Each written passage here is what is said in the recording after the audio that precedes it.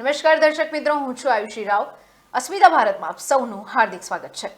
ભરૂચ જિલ્લાના અંકલેશ્વરમાં જયાબેન મોદી હોસ્પિટલમાં કેન્સર ડિપાર્ટમેન્ટમાં તબીબ તરીકે ફરજ બજાવતી મહિલાનો મૃતદેહ મળી આવ્યો છે.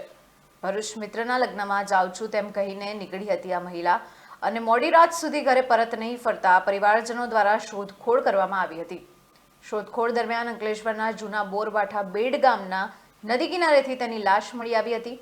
અજાણી મહિલાનો મૃતદેહ હોવાની ધર્મેશ સોલંકી અને પોલીસને જાણ થતાં ઘટના સ્થળે આગળની કાર્યવાહી હાથ ધરવામાં આવી હતી.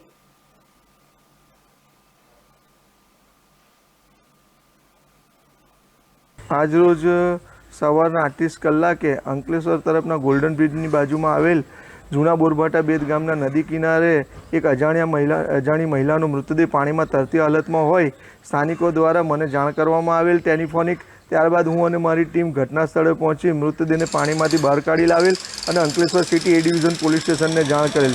સિટી એ ડિવિઝન પોલીસ સ્ટેશનના પોલીસકર્મી ઘટના સ્થળે આવી ગયેલ અને ત્યારબાદ મૃતદેહને પીએમ અર્થે ગળખોલ પીએસસી સેન્ટર ખાતે ખસેડવામાં આવેલ.